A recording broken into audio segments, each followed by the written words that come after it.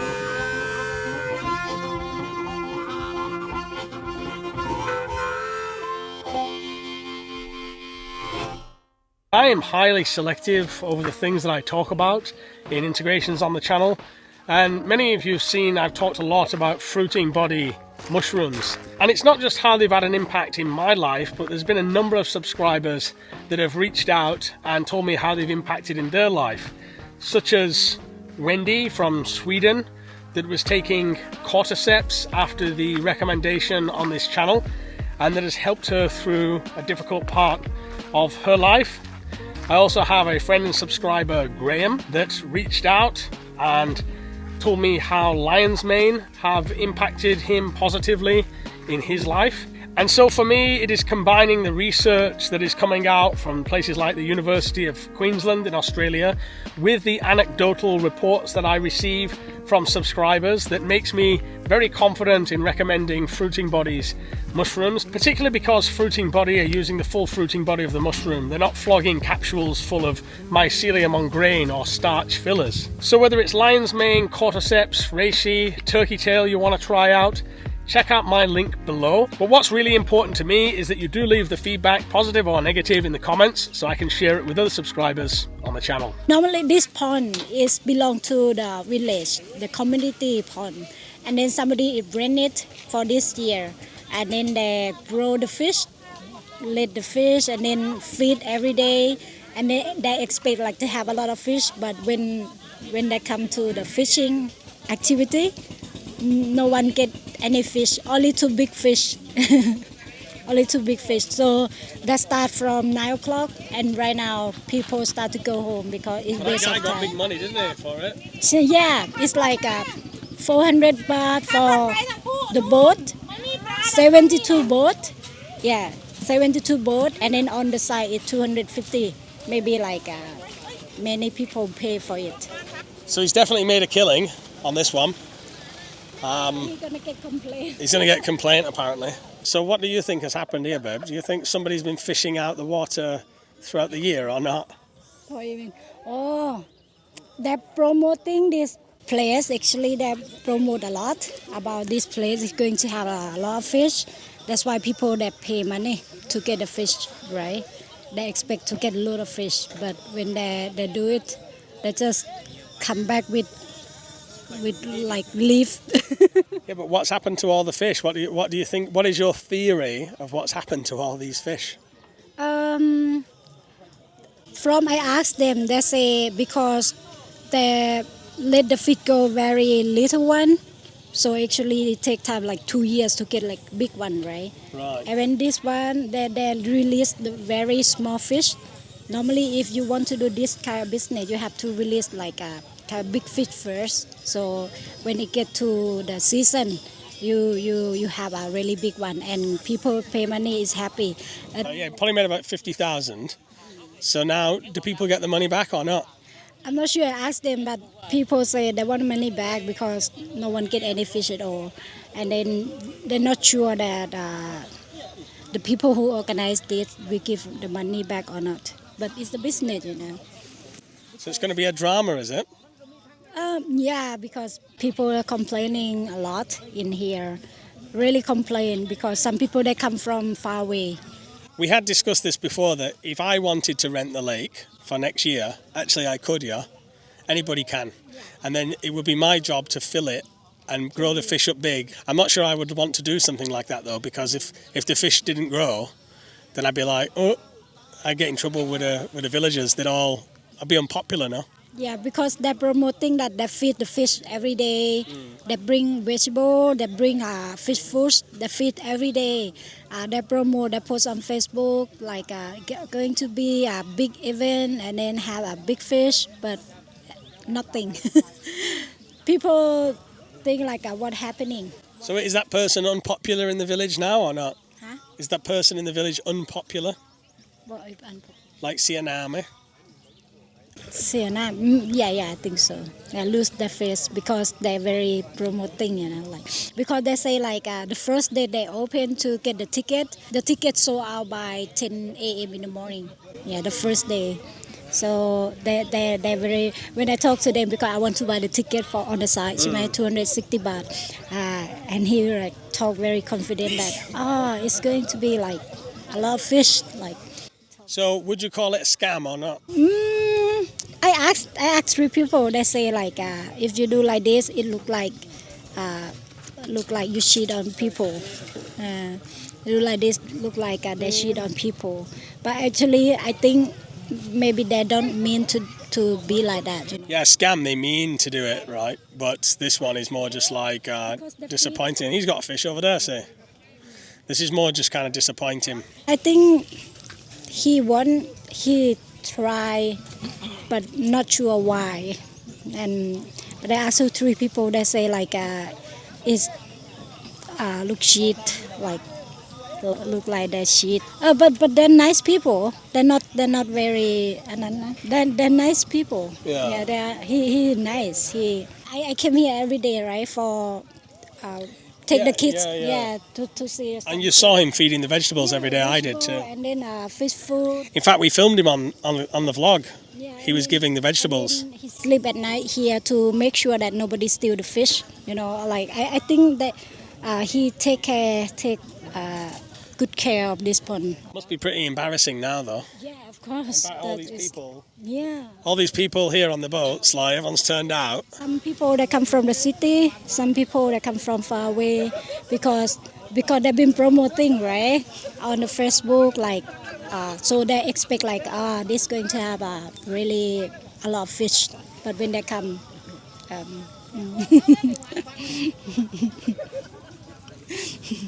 And then people say like next year, if he continue, maybe like cannot sell any ticket. Just go to the bloody market and buy a fish for $2.50. But what village they told me like I say I expect to do the barbecue next to the pond. They say let's go buy fish in the market, and then do it here. Some will remember that followed this channel for a long time. The first year where it was just insane. There's loads and loads of fish. So when it's like this, better to head home. I don't think we'll be participating in it. Like, we've had a bit of a look. It's not something I've ever really fancied getting in that water either. A nice day out though, and I can tell you it's not so sunny at the moment, so it's not so hot.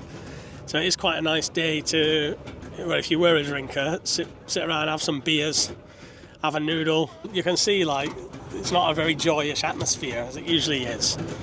The atmosphere is usually like a lot of people shouting like, "Hey, got one," and music blasting, and everyone's a bit drunk on the rice whiskey. So Damal said she wants to stop and get her dad some fish because I guess she doesn't want to come home empty-handed.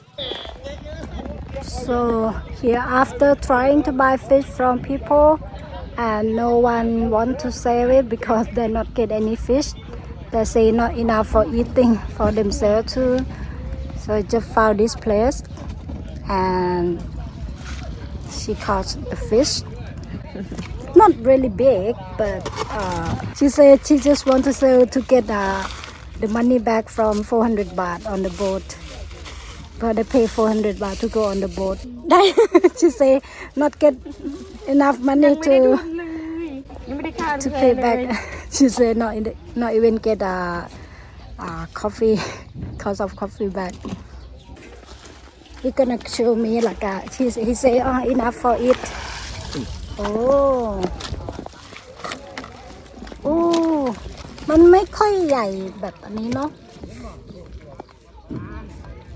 He said that give time until 6 p.m. in the evening. So this guy will stay until the time finish. I say maybe they get something. He said that show your hand. He said show your hand and say bye and bye bye. Say bye bye because they're filming for abroad. Filming sent to abroad. He said that. And then that guy he say like no, not in the mood because I get nothing. The guy on the boat I say no, I'm not in the mood. I get nothing. I get no fish, so it's not happy.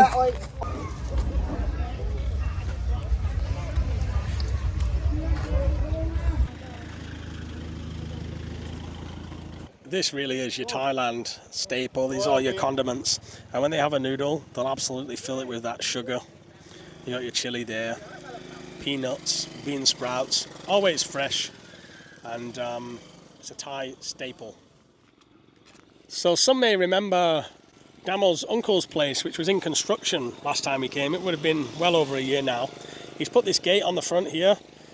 He's a very ingenious kind of guy. Like, he learns how to do stuff, welding, concrete, whatever, and then he does it himself, even to build a full commercial-sized rice machine. That's what he does, and it's solar as well.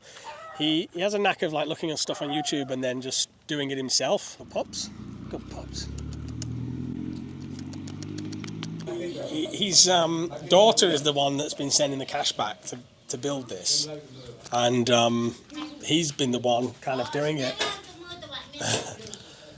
So we'll take a little look upstairs. I can't remember the video that it was in last time, so I could have showed you the before and after really, but I guess you'll just see the after.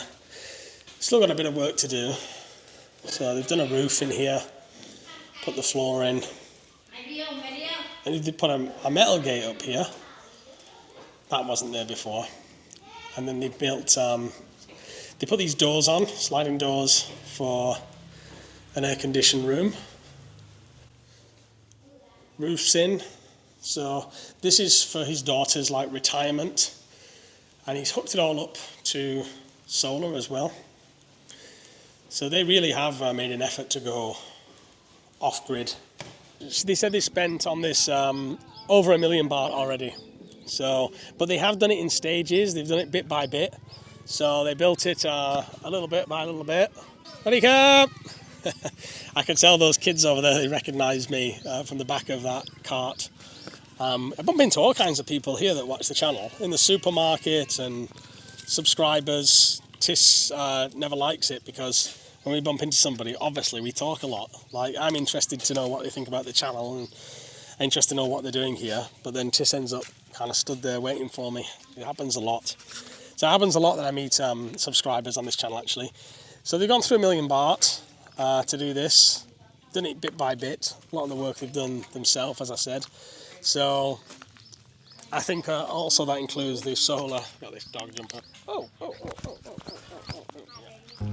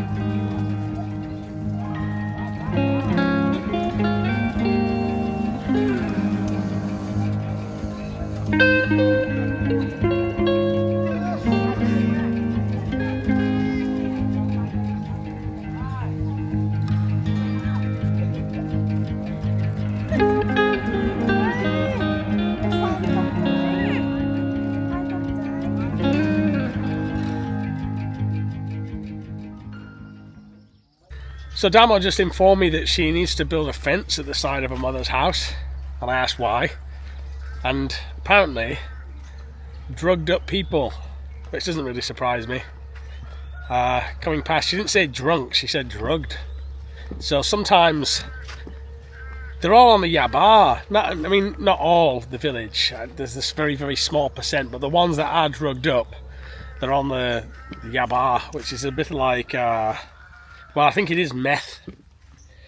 So they don't come into the house or anything, but you just never know. Like if they're looking for some money or some, they might enter. Like they're more like opportunists. You wouldn't expect like a kidnapping here, or you wouldn't expect like a hostage situation or someone to like break and enter. You wouldn't really expect that. What you would expect though is an opportunist. So if there was nobody around, somebody like sneaking in, quickly grabbing something and taking it. So it's one of the reasons that the whole farm now has cameras everywhere. Somebody asked, after seeing a recent video of mine, I have a CCTV setup where there's multiple screens so I can see what's going on at the farm at any time, protection for the kids and stuff. But somebody said, why do you want to live like that? Where you're always under surveillance, but you're not really under surveillance. I'm under surveillance from myself. That's different to somebody else being. It's not a Wi-Fi one either, so it cannot be hacked. So that's not the same as being under surveillance. And what it is though is protection, and it works as both a deterrent, that you've got cameras all around, and it works if you need to like look at something back. And also the dogs are the best alarm system that we have. We also have an alarm system in here. You can see there's a camera just there behind me, looking forward. We also have an alarm system here, so I won't go into the details of it, but we have a special alarm system. But the dogs are a great alarm system, so anytime somebody walks past drunk or drugged or whatever, or if there's a weird person, sometimes you have cars that just come and stop and look. I'm not saying there's anything like nefarious or suspicious going on there, but the dogs just go running out and they're barking, and as soon as I hear that, you can check the cameras. So I think it's important in this day and age.